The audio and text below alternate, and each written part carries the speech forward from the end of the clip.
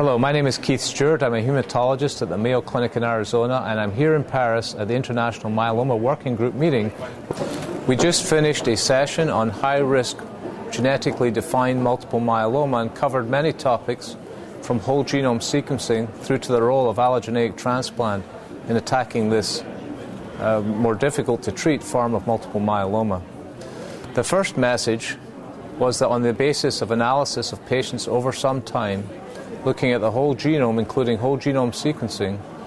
was that somewhat surprisingly we found that within high-risk myeloma patients there are multiple clones, multiple different forms of myeloma within an individual patient that come and go under the pressure of different drugs, but also continue to change over time, explaining to some degree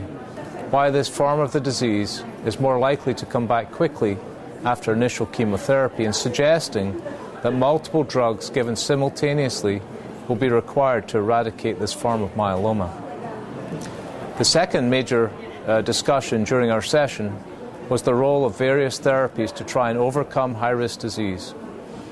It appears that bortezomib, for example, may have some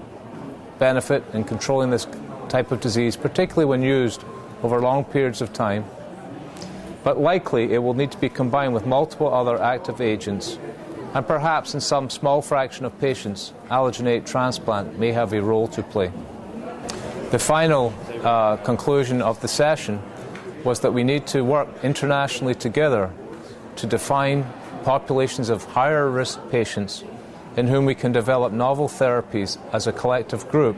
since these patients are fortunately less common.